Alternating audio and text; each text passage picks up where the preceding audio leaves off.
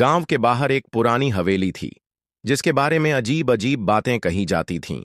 लोग कहते थे कि उस हवेली के एक कमरे में एक रहस्यमयी दर्पण है, जिसमें झांकने वाला कभी लौट कर नहीं आता। गांव वालों के लिए वह हवेली एक खौफनाक कहानी बन चुकी थी, लेकिन अर्जुन को इन बातों पर विश्वास नहीं था। अर्जुन एक निडर लड़का था। उसे लगता था कि ये सब सिर्फ अफवाहें हैं।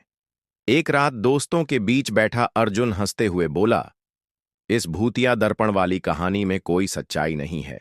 उसकी बातों पर एक बुजुर्ग ने गंभीर आवाज में कहा, अर्जुन बेटा, ये मजाक की बात नहीं है। उस दर्पण में कुछ बहुत ही खतरनाक है। मत जाना वहां। लेकिन अर्जुन ने ठान लिया था। उसी रात लालटेन लेकर वह हवेली की ओर निकल पड़ा।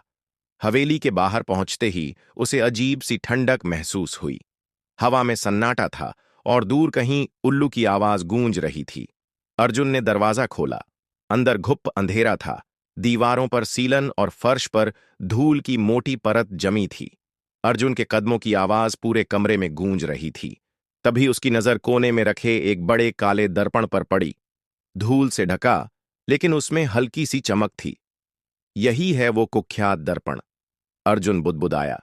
हंसते हुए उसने अपनी शक्ल उसमें देखी और बोला, अरे, इसमें डरने जैसा क्या है? अचानक दर्पण में उसकी परछाई हिलने लगी, लेकिन अर्जुन ने सिर नहीं हिलाया था। उसकी परछाई उसे घूर रही थी और धीरे धीरे उसकी मुस्कान एक भयानक रूप में बदलने लगी। अर्जुन का दिल तेजी से धड़कने लगा। यह क्या हो रहा है? अर्जुन कांपते हुए बोला।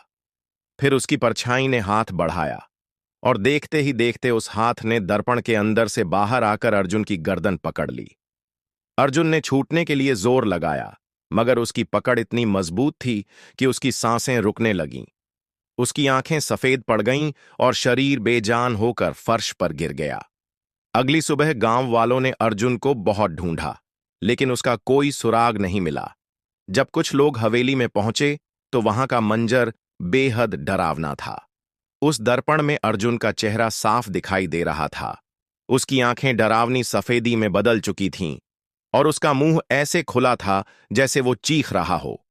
उस दिन के बाद हवेली के उस कमरे का दरवाजा हमेशा के लिए बंद कर दिया गया। लेकिन कहते हैं, अगर रात के सन्नाटे में उस हवेली के पास जाओ तो अर्जुन की मध्यम आवाज सुनाई देती है, मुझे यहां से बाहर निकालो।